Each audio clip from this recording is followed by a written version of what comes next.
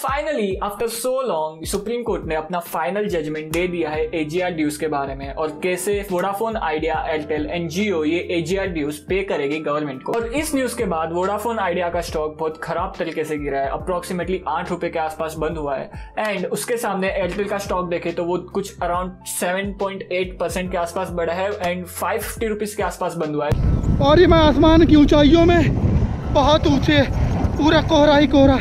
आज के इस एपिसोड में हम ये सभी चीजों के बारे में डिस्कस करेंगे कि क्या फैसला दिया है सुप्रीम कोर्ट ने इन टेलीकॉम कंपनीज के ऊपर और कैसे ये सारी थिंग्स प्ले आउट होने वाले हैं आगे जाके इन फ्यूचर।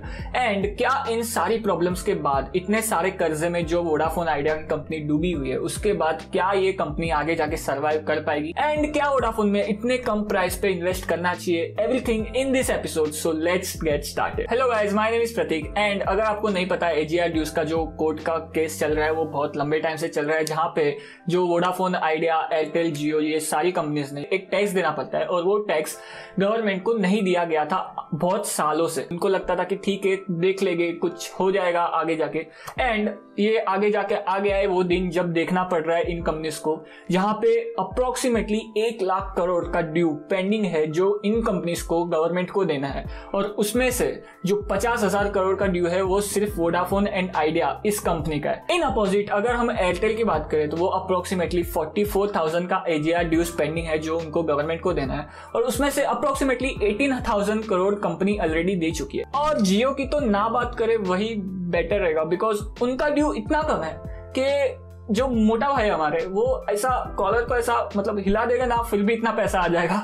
तो वो तो क्वेश्चन ही नहीं है। जो मेन क्वेश्चन है वो है कि कैसे आइडिया, वोडाफोन एंड एयरटेल अपना ये ड्यू पे करने वाली है आगे जाके। तो फाइनली सुप्रीम कोर्ट का जो जजमेंट आया है उसके हिसाब से इन कंपनीज का जो ड्यू पेंडिंग है उसमें से 10% कंपनी को फिलहाल रिसेंटली ही देना पड़ेगा। एंड आफ्टर ये 10% देने के बाद जो पेंडिंग रहेगा एजीआर ड्यूज कंपनी का, वो अमाउंट कंपनी को आने वाले 10 सालों के अंदर देना पड़ेगा गवर्नमेंट को at the rate of 8% annual interest. So ये बहुत ही खराब सिचुएशन प्ले आउट हो रही है टेलीकॉम कंपनीज के ऊपर, जहां पे कंपनी को जो एजीआर ड्यूज है उस पे तो इंटरेस्ट लग ही रहा है पहले से, उस पे उनको पेनल्टी लग रहा है और वो पेनल्टी पे भी इंटरेस्ट लग रहा है। प्लस अभी जो आने वाले समय में ये एजीआर ड्यूज पे करना है कंपनीज को, उस पे भी उनको 8% का इंटरेस्ट लगेगा एनुअली। और यहाँ पे अगर हम एयरटेल की बात करें तो एयरटेल के अराउंड 43,900 करोड़ के एजीआर ड्यूज थे, उसमें से कंपनी ने अप्रोक्सीमेटली 18,000 करोड़ तो पहले ही दे चुके हैं अभी तक। सो जो पेंडिंग अमाउंट जो देना है कंपनी को ये 10 सालों में वो है अप्रोक्सीमेटली 26,000 करोड़ के आसपास, जो मुझे पर्सनली लगता है कि कंपनी देने के कैपेबल है। बिकॉज रिसेंटली कंपनी ने 15,000 करोड़ के कैपिटल रेस किया है और वो भी इतनी आसानी से कर लिया है कैपिटल रेस की, मतलब मुझे लगता है पर्सनली कि वो दे देगी। प्लस एयरटेल के मैनेजमेंट का ये कहना है कि कंपनी अपनी प्रॉफिटेबिलिटी बढ़ाने वाली है by increasing APU from 160 rupees to around 300 rupees. मतलब जो एवरेज प्राइस पर यूजर है कंपनी का वो अप्रोक्सीमेटली 160 रुपीज के आसपास है राइट नाउ, और वो प्राइस कंपनी एम कर रही है कि आने वाले 3 से 4 सालों में 100% बढ़ा ले। सो अगर एवरेज प्राइस पर यूजर बढ़ेगा कंपनी का तो कंपनी का प्रॉफिटेबिलिटी भी बढ़ेगी और जो एयरटेल की पकड़ है अर्बन एरियाज में वो काफी ज्यादा अच्छी है। इन सारे रीजंस की वजह से मुझे पर्सनली लगता है कि कंफर्टेबली एयरटेल अपने जो ड्यू है वो पे कर पाएगी आने वाले समय में। बट जो मेन क्वेश्चन है गाइस वो है वोडाफोन आइडिया के ऊपर, क्या वोडाफोन आइडिया ये ड्यूज पे करने के कैपेबल है? बिकॉज डेटा सजेस्ट दैट कि जो कंपनी के जो यूजर्स है वो बहुत ज्यादा कम हो रहे हैं, 1.1 करोड़ यूजर्स कम हो गए हैं कंपनी के। प्लस जो अर्बन एरियाज में जो यूजर है वो बहुत ज्यादा कम हो रहे हैं कंपनी के, वोडाफोन आइडिया की मैं बात कर रहा हूँ। एंड जो ये मेन एरिया है जो अर्बन यूजर्स जो पे करने के लिए कैपेबल है, वो जो प्रॉफिटेबल कस्टमर्स ही अगर कंपनी के चले जाएंगे तो कंपनी कैसे अपना ड्यू पे कर पाएगी आने वाले समय में। प्लस कंपनी के ऊपर 90,000 करोड़ का डेट है और उसके ऊपर आता है जो कंपनी को गवर्नमेंट को देना है एजीआर ड्यूज, जो था अराउंड 58,000 करोड़ के आसपास। और उसमें से मतलब सेव करके और यहाँ वहां से पैसे इकट्ठा करके कंपनी ने 8,000 करोड़ के ड्यूज अभी तक दे चुके हैं गवर्नमेंट को।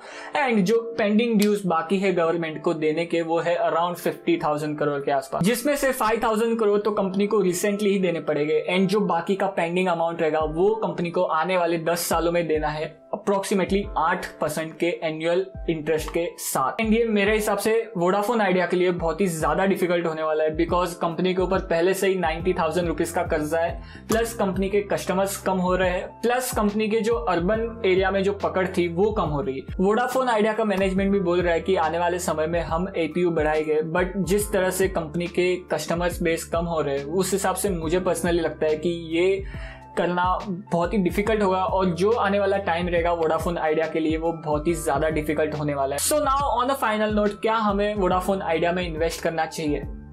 क्यों इन्वेस्ट करना है? मतलब ओ भाई मारो मुझे, मारो मुझे, मारो। इतनी सारी खराब बातें हमने डिस्कस कर ली है, फिर भी अगर आपको इन्वेस्ट करना है वोडाफोन आइडिया में तो क्यों इन्वेस्ट करना है आप मुझे बताओ। नाउ जो आने वाला टाइम है वोडाफोन आइडिया के लिए वो प्योरली सर्वाइवल टाइम है, जहां पे कंपनी को सिर्फ सर्वाइव करना ही बहुत बड़ी बात हो जाएगी। जहां पे प्राइस अगर हम इन्वेस्ट करते हैं तो वो प्राइस एप्रिसिएशन तो भूल ही जाओ।